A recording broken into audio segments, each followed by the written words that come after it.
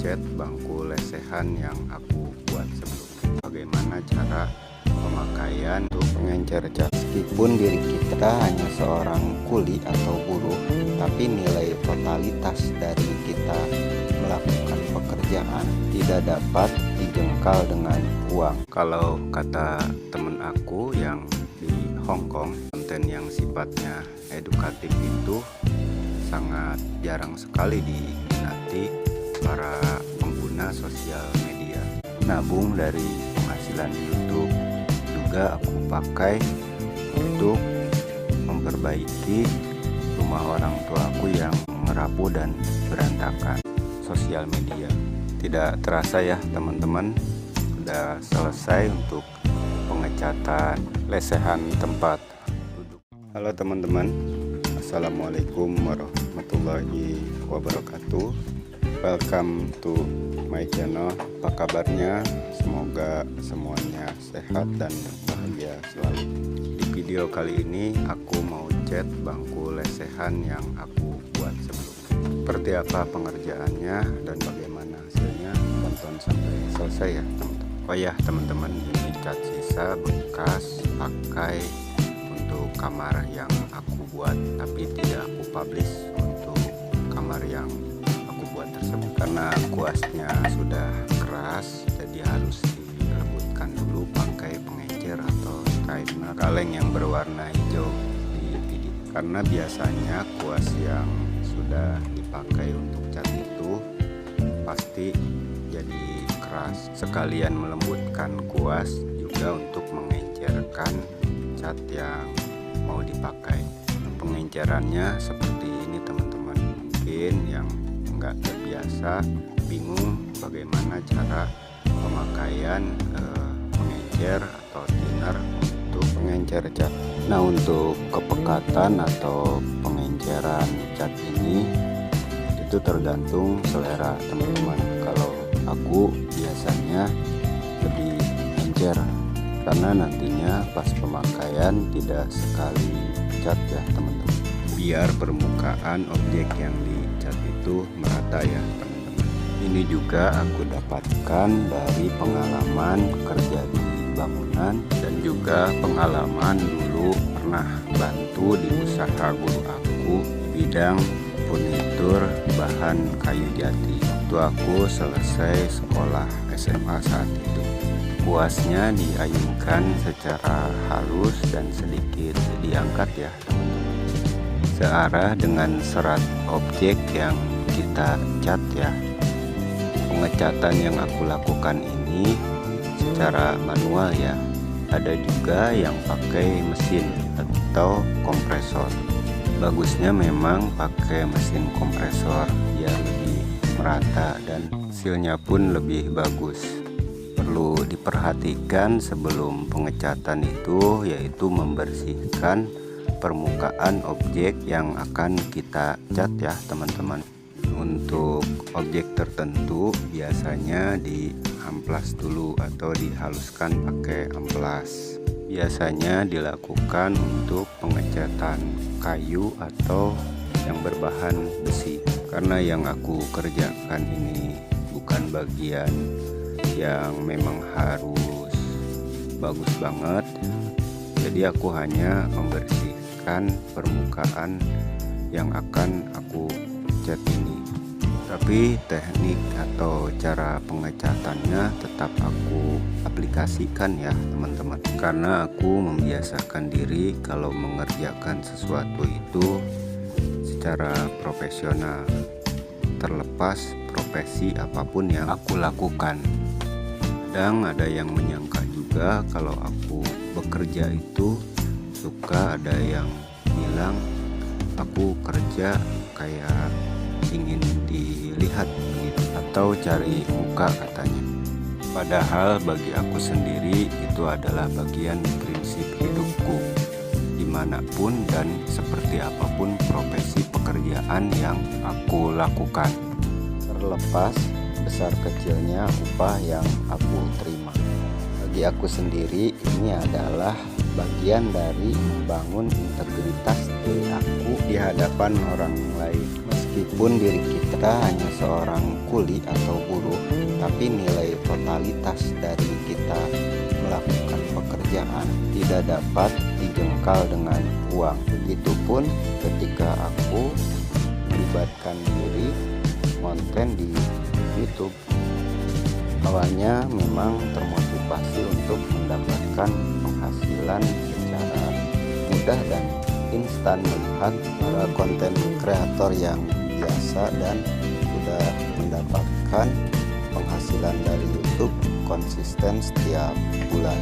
Tapi setelah aku pelajari dan pahami proses perjalanan mereka, ternyata tidak mudah dan cukup panjang juga. Apalagi di era sekarang banyak orang yang ikut atau terlibat dalam konten kreator di sosial media manapun, terutama di YouTube sendiri. Kalau kita melihat konten kreator yang sudah lama dan berhasil atau tutorial konten kreator, itu rasanya mudah dan instan untuk mendapatkan penghasilan dari sosial media. Ternyata setelah aku jalani dan melibatkan diri sebagai konten kreator pendatang baru, ternyata cukup sulit. Tidak sekedar buat video lalu upload, kemudian ingin hasilnya ditonton banyak orang. Bahkan ketika kita buat video serius, justru malah sebaliknya, penontonnya sedikit dan membuat kita pesimis untuk melanjutkan berkarya di sosial media. Sedikit berbagi pengalaman yang aku pahami, ternyata ada beberapa hal yang jadi fondasi untuk konten kreator di sosial media manapun. Salah satunya yaitu melengkapi syarat dan ketentuan kebijakan dari sosial media yang kita ikuti. Dan dalam hal ini aku di YouTube seperti itu teman-teman. Terlepas hoki atau keberuntungan ya teman-teman. Meski demikian, pada akhirnya ketika kita sudah memenuhi syarat untuk mendapatkan penghasilan atau mengambil gaji dari penghasilan di sosial media, tetap akan melengkapi syarat dan ketentuan yang diberlakukan sosial media tersebut. Selain memang konten apa yang dibuat dan disukai penonton.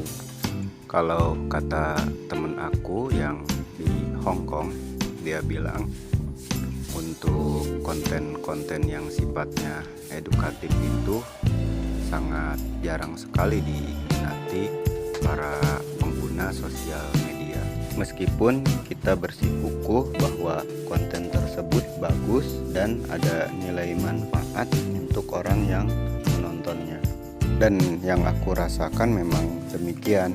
Apalagi aku sebagai konten kreator pendatang baru di YouTube ini.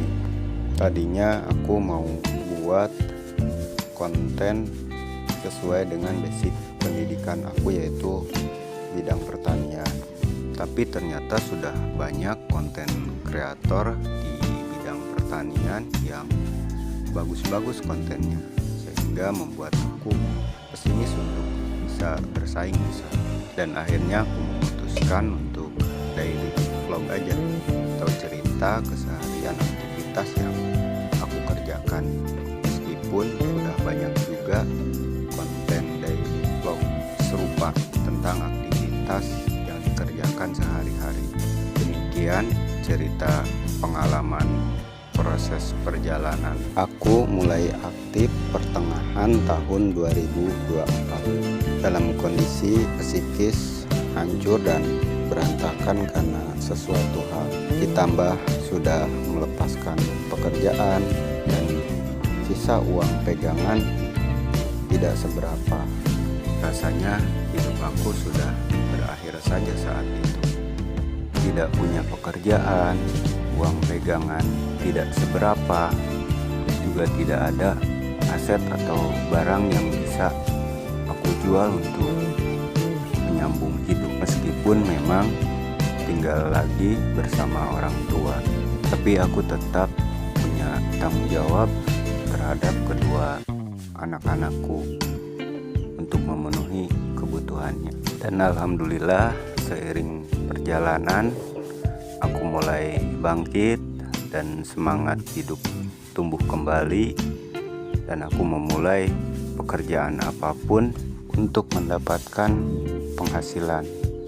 Begitupun di YouTube ini, seiring waktu aku mulai monetisasi di awal tahun 2025 kemarin, dan mulai mendapatkan sedikit-sedikit penghasilan yang dikumpulkan untuk memenuhi syarat minimum bisa mendapatkan penghasilan atau gajian dari YouTube. Dan alhamdulillah, penghasilan dari YouTube ini dapat menunjang hal-hal yang aku prioritaskan untuk diselesaikan. Salah satunya yaitu menyelesaikan sidang perceraian aku dengan pasangan aku. Dan sekarang aku mulai sedikit-sedikit nabung dari penghasilan YouTube. Juga aku pakai untuk memperbaiki rumah orang tua aku yang urgent, yaitu yang merapuh dan berantakan. Salah satunya ya ini, aku buat tempat lesehan untuk santai bersama kedua orang tua, atau untuk makan bareng di sini biar tidak berantakan, dan juga untuk berkumpul bersama saudara ketika nanti momen tertentu, biasanya Lebaran, anak-anak ibu aku pada kesini berkunjung, berkumpul, dan menginap biasanya, termasuk untuk teman-teman aku yang mau mampir atau bertamu ke aku, baik teman yang kenal langsung maupun teman yang kenal di dunia maya atau online. Karena dari dulu, sejak aku aktif di sosial media, itu aku udah biasa berteman dengan orang-orang yang jauh meskipun di sosial media. Bagi aku sendiri, ketika kita berteman dengan siapapun di sosial media, apalagi orang jauh, aku merasakan ketika merantau atau tinggal di daerah orang lain, itu tentu harus bisa adaptasi, dan jauh dari saudara atau keluarga itu sangat berat rasanya. Jadi aku merasakan hal itu juga kepada teman-teman yang aku kenal di dunia maya, itu selalu seperti saudara. Dan tentu tidak sembarangan, karena kita juga tidak tahu seperti apa karakter orang yang baru kita kenal, apalagi di dunia sosial media. Tidak terasa ya teman-teman, sudah selesai untuk pengecatan lesehan tempat duduk dan dinding bambu ini ya. Demikian video kali ini, aktivitas aku mengecat dinding dan lesehan tempat duduk dari bambu. Semoga ada manfaat yang bisa diambil. Jangan lupa subscribe, like, share, and comment. Untuk video kali ini aku mau buat tangga dari bambu. Seperti apa pembuatannya dan untuk apa penggunaannya, jangan lupa nantikan videonya tayang. See you next time. Assalamualaikum warahmatullahi wabarakatuh. Bye bye.